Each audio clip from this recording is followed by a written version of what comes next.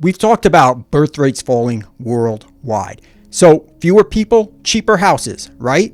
It's kind of a straightforward logic that makes sense on the surface. We hear about plummeting birth rates in developed countries, Japan, Italy, South Korea hitting record lows, and really record lows all across the world. And a little voice whispers, finally, I'll be able to afford a decent place to live in a decent area. But for most of us, especially under 50, this demographic relief is just a mirage, and the dream of a cheap, desirable home remains just that, a dream. The reality is, where we need to live for work throws a massive wrench into that simple equation. The principle of supply and demand is not wrong. All else being equal, fewer people wanting the same number of houses should lead to lower prices. Developed nations see fertility rates that are way below that 2.1 level. The average fertility rate in the developed world is around 1.45 births per woman. So the fewer people part of the equation is happening, but the critical, often overlooked factor is relentless urbanization worldwide. People are not spread evenly. We increasingly congregate in major cities. Back in 1950, it was less than 30% of the world's population living in urban areas. By 2000, that became 47%. Today, around 58% of the population live in cities, but that number is projected to go as high as 70% by 2050. So why this pull to urban centers? It's about jobs and economic opportunity. Cities are commerce centers. They are engines of economic growth. About 600 cities worldwide are projected to generate 60% of global GDP. This intense urbanization has a direct and brutal impact on housing affordability in the places where most people want to build careers, have families, and they need to live. Think of cities like London, New York, Toronto. These aren't just places with nice shopping. They are job magnets. Housing prices in these high demand areas have exploded. For example, in many global cities, the price to income ratio for housing can now exceed 10 to 12, meaning the median house price is more than 12 times the median annual household income. Even within countries, disparities are stark. In the US, the median home price in California is over $860,000 now. A state like West Virginia, it's closer to $190,000.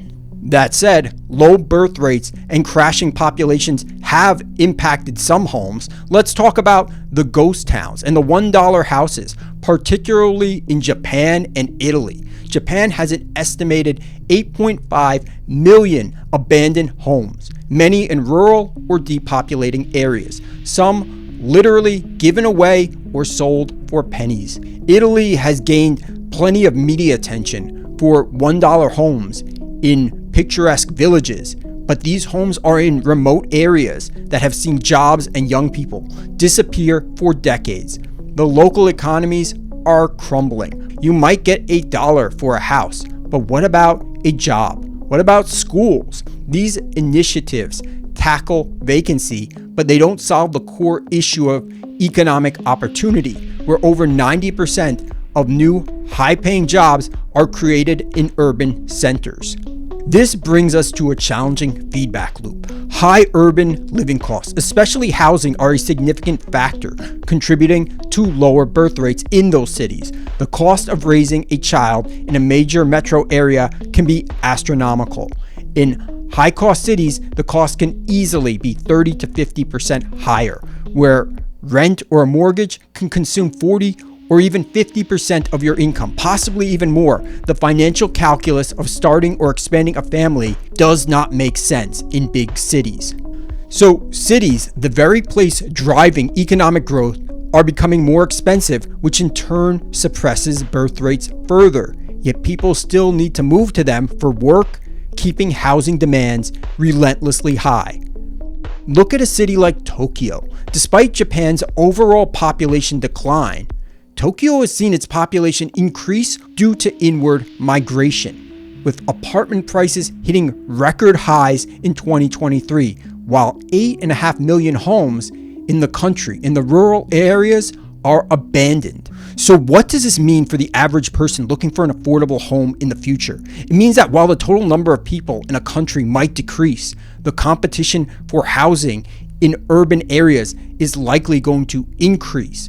It means we will see an increasing disparity between rural and urban housing, where jobs and populations are forced to move to urban areas, while rural areas become abandoned ghost towns. So yes, there will be plenty more ghost towns with $1 houses, but you will not be able to support a family or earn any sort of living wage there.